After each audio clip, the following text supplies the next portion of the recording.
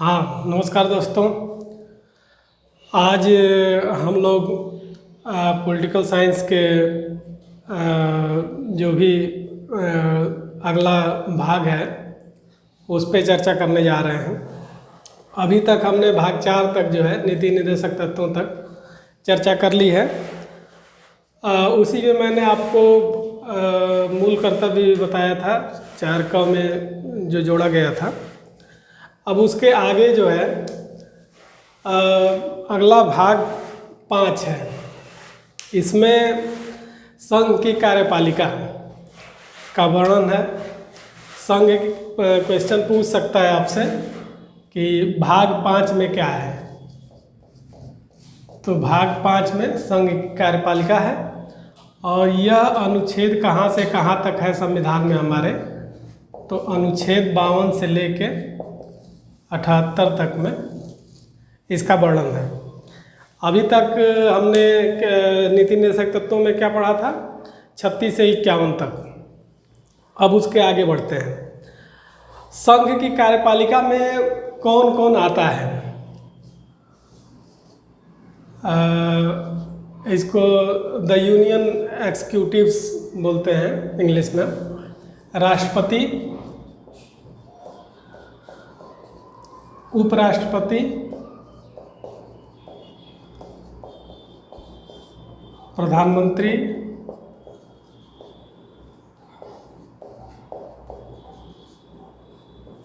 मंत्रिपरिषद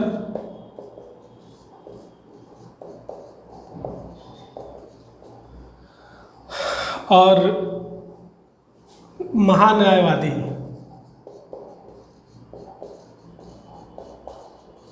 तो इसमें आज जो है संघ की कार्यपालिका के इतने भाग हैं, इसमें आज हम लोग राष्ट्रपति पे चर्चा करेंगे।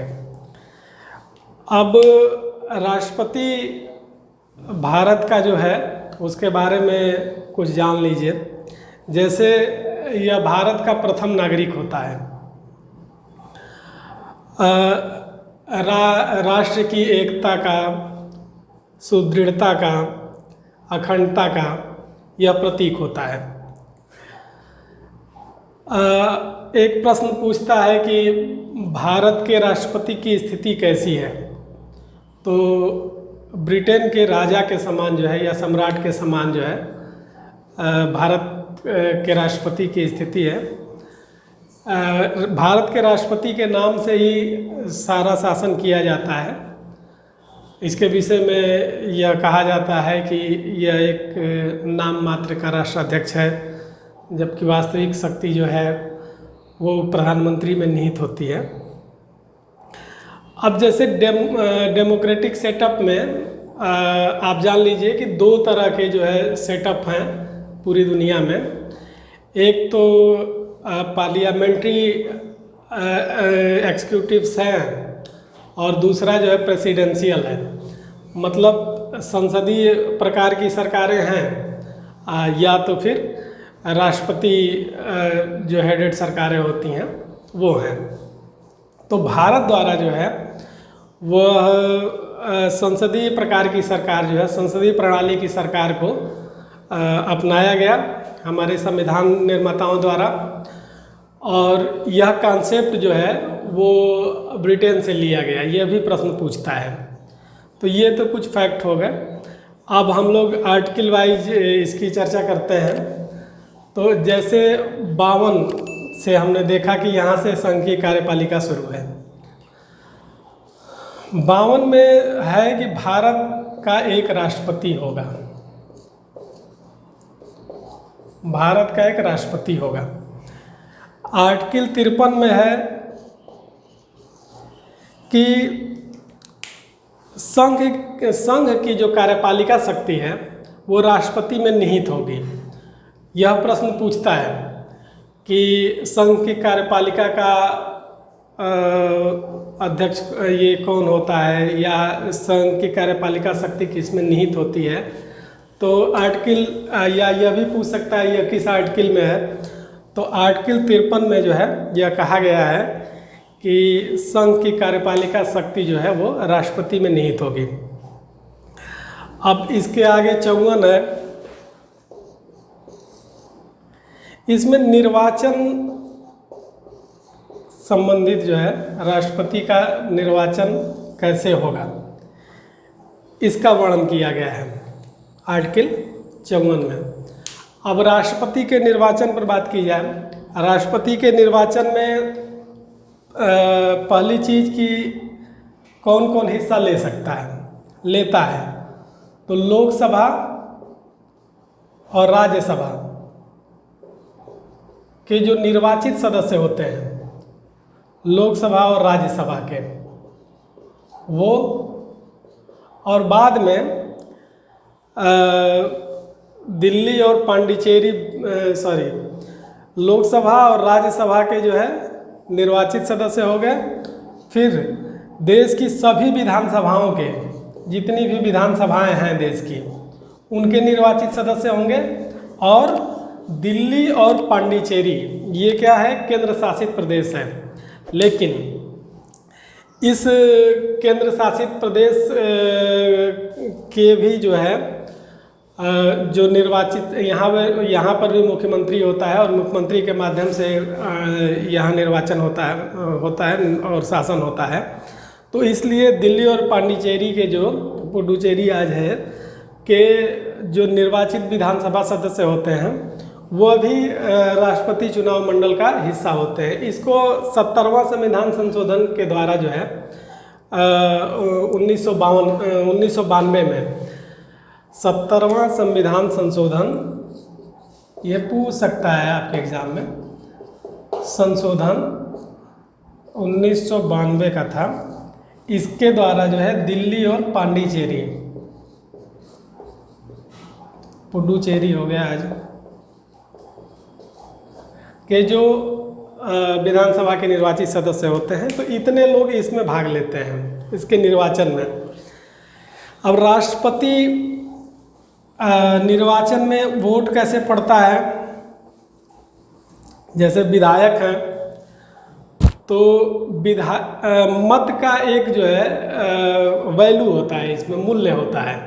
विधायक के मतों का अलग मूल्य होता है, और जो सांसद सदस्य होते हैं, लोकसभा और राज्यसभा के जो मेंबर हैं, उनका अलग मत होता है। मनोनीत सदस्य जो होते हैं उनको, वो राष्ट्रपति के चुनाव में हिस्सा नहीं लेते हैं। यह महत्वपूर्ण चीज़ है, क्योंकि ये एग्ज़ाम में पूछता है कि राष्ट्रपति के निर्वाचन में कौन कौन हिस्सा लेता है, और ऑप्शन बना के देता है। तो इसके लिए सावधान रहिएगा आप लोग। मनोनीत सदस्य कोई भी हो वो हिस्सा नहीं लेते हैं।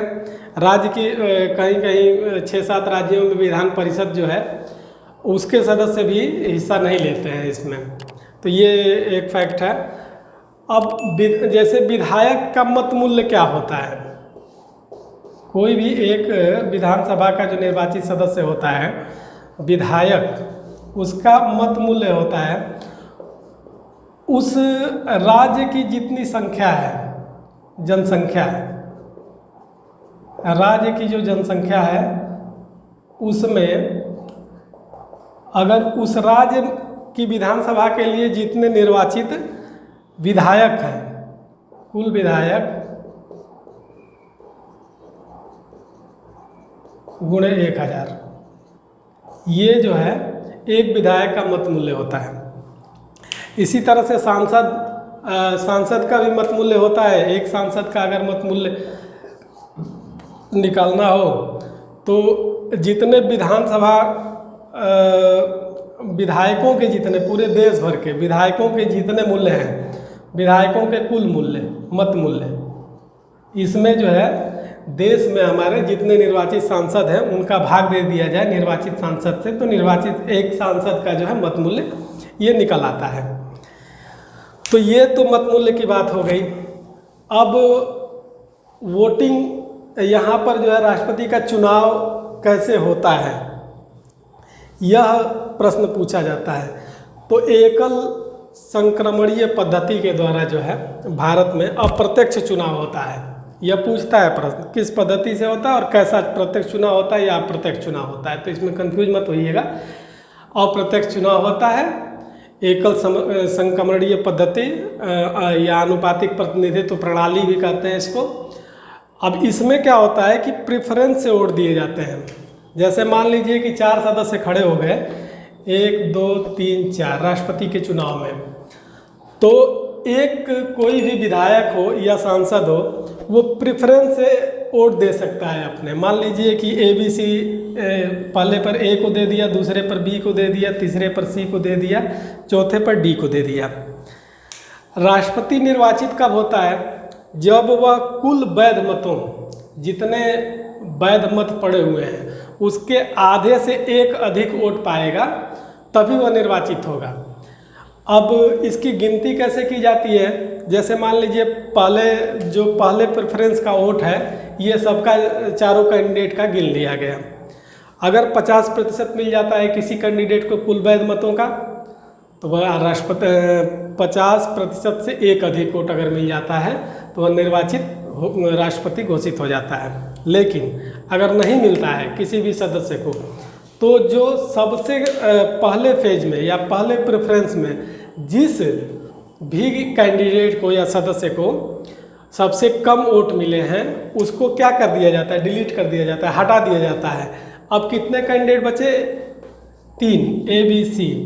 तो D का जो मूल्य है, मान लीजिए D को फर्स्ट प्रेफरेंस पे जो वोट मिले, उसके अलावा दूसरे और तीसरे और चौथे जो कैंडिडेटों को वोट मिले हैं इनमें ट्रांसफ़र कर दिए जाते हैं ABC में। और यह प्रक्रिया तब तक चलती रहती है जब तक कि कोई कैंडिडेट 50% से एक वोट अधिक नहीं पा जाता है। तो इसी को जो है अनुपातिक प्रतिनिधित्व प्रणाली कहते हैं, एकल संक्रमणीय पद्धति कहते हैं। तो ये तो बात थी आपके राष्ट्रपति के निर्वाचन की। हाँ, इसमें जो है एक आर्टिकल इम्पॉर्टेंट है 71। अगर यहाँ कोई विवाद होता है तो आर्टिकल 71 में दिया गया है कि राष्ट्रपति और उपराष्ट्रपति के निर्वाचन में अगर कोई विवाद होता है तो उसका निर्णय सुप्रीम कोर्ट करेगा। ठीक है, एक फैक्ट है। अब चलिए 54 हो गया। अगले में जो है वो तरीका है। तरीका मैंने बता दिया आपको अभी, किस रीति से होता है, एकल संक्रमणीय पद्धति होती है और कैसे वोटिंग पड़ती है। इसकी चर्चा आर्टिकल 55 में की गई है। रीति देख लीजिए राष्ट्रपति चुनाव की, या तरीका कह सकते हैं इसको। इसकी चर्चा जो है आर्टिकल 55 में की गई है। अब आर्टिकल 56 में पुनर्निर्वाचन की बात की गई है। मतलब कि कोई व्यक्ति जो है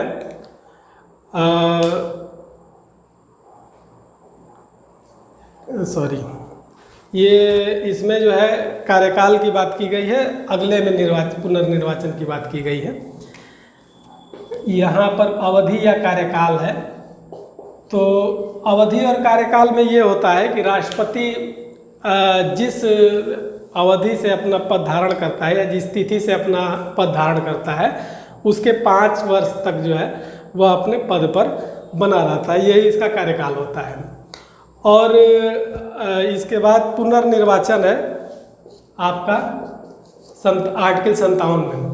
पुनर्निर्वाचन का मतलब है कि कोई भी व्यक्ति कितनी बार राष्ट्रपति बन सकता है। तो भारत के संविधान में इसका कोई वर्णन नहीं है, एक व्यक्ति कई बार जो है राष्ट्रपति बन सकता है। लेकिन अमेरिका के संविधान में रिस्ट्रिक्ट किया गया है और 2 बार जो है वहाँ एक व्यक्ति राष्ट्रपति बन सकता है। हमारे यहाँ संविधान में इसका कोई वर्णन नहीं है। तो अब जैसे डॉक्टर राजेंद्र प्रसाद जी थे तो वो 2 बार राष्ट्रपति निर्वाचित हुए। परंपरा के तौर पर जो है 2 बार है, लेकिन ऐसा कोई लिखित वर्णन नहीं है। एक व्यक्ति कई बार राष्ट्रपति चुनाव में भाग ले सकता है या पुनर्निर्वाचित हो सकता है। अब ये हो गया पुनर्निर्वाचन की बात। अब आर्टिकल आपका आता है 58 में योग्यताएं दी गई हैं कि राष्ट्रपति पद के लिए चुनाव लड़ने के लिए क्या क्या योग्यता होनी चाहिए। तो इसमें 3-4 बातें हैं, जैसे वह भारत का नागरिक हो, 35 वर्ष की आयु पूर्ण कर चुका हो, लोकसभा सदस्य चुने जाने की अर्हता रखता हो और राज्य सरकार हो या संघ की सरकार हो या फिर कोई लोकल बॉडीज हो, मतलब स्थानीय प्राधिकरण हो, उसमें लाभ के पद पर न हो। एक ये जो है योग्यता, यही 4 योग्यताएं हैं। अब लाभ के पद में जो है 4 लोगों को लाभ के पद से हटाया गया है, मतलब इनका पद लाभ का पद नहीं माना जाता है। जैसे वर्तमान में कोई राष्ट्रपति है या उपराष्ट्रपति है या राज्यपाल है या संघ के या राज्य के का कोई मंत्री है, इसको लाभ के पद में नहीं माना जाता है। तो ये लोग अगर वर्तमान में हैं तो वो राष्ट्रपति के लिए चुनाव लड़ सकते हैं। तो इसकी चर्चा जो है योग्यताओं की आर्टिकल 58 में की गई है। अब जैसे उम्मीदवार जो होता है उसके लिए एक बात और बता दें, 50 जो है प्रस्तावक होने चाहिए, 50 उसके अनुमोदक होने चाहिए। 15,000 रुपये की जमानत राशि आरबीआई के पास जमा होती है अगर कोई कैंडिडेट जो है राष्ट्रपति पद के लिए उम्मीदवारी करता है तो। और कुल पड़े वैध मतों का 1/6 भाग से अगर कम वह मत पाया जाता है तो उसकी जमानत राशि जब्त हो जाती है। प्रारंभ में जैसे 50 प्रस्ताव को 50 अनुमोदक बताया हम आपको, प्रारंभ में ये 10-10 था, 10 प्रस्तावक और 10 अनुमोदक, और शायद ये जो जमानत राशि थी वो 2500 रुपये थी। तो ये हो गई आपके आर्टिकल 58 की बात। अब 69 में जो है कुछ शर्तें दी गई हैं, उसको बहुत डिटेल में मत जानिए आप लोग कि क्या क्या है, उसको मैं अलग से बता दूंगा आपको। बस ये जान लीजिए कि 59 में जो है कुछ शर्तें हैं। फिर शपथ है 60 में। अब इसमें ये जानना जरूरी है कि राष्ट्रपति को शपथ कौन दिलाता है या राष्ट्रपति किसके समक्ष जो है वह शपथ लेता है। तो उच्चतम न्यायालय का जो मुख्य न्यायाधीश होता है वह राष्ट्रपति को शपथ दिलाता है। और अगर मान लीजिए वो अनुपस्थित है या नहीं है तो उसके जगह पर जो उच्चतम न्यायालय का वरिष्ठतम जो न्यायाधीश होगा वह शपथ दिलाता है। ठीक है, अवधि को बता ही दिए हैं हम कि कितना होगा, 5 साल पद धारण करने की तिथि से। अब एक जो है सबसे इम्पोर्टेंट इसमें जो आर्टिकल आता है वो आर्टिकल 61 आता है, महाभियोग। महाभियोग प्रस्ताव एक होता है, राष्ट्रपति पर चलाया जाता है। कब चलाया जाता है इसी की चर्चा इसमें जो है आर्टिकल 61 में की गई है। जब संविधान का उल्लंघन राष्ट्रपति के द्वारा हो जाता है तब जो है महाभियोग प्रस्ताव चलाया जाता है। अब संविधान का उल्लंघन की कोई परिभाषा नहीं स्पष्ट दी गई है हमारे संविधान में। अच्छा, ये जो है महाभियोग का जो प्रस्ताव है या आपत्ति पत्र कहिए या आपत्ति प्रस्ताव कहिए, ये सदन के दोनों में से किसी सदनों में, जैसे उच्च सदन निम्न सदन है या कहिए राज्यसभा और लोकसभा, किसी में इनिशिएट इसको किया जा सकता है। अब इसके लिए जो है ज़रूरी है कि उस सदन के 1/4 जो सदस्य हैं उनके हस्ताक्षर उस पत्र पे होने चाहिए, मतलब महाभियोग का पत्र कर लीजिए या आरोप पत्र कर लीजिए जो भी है।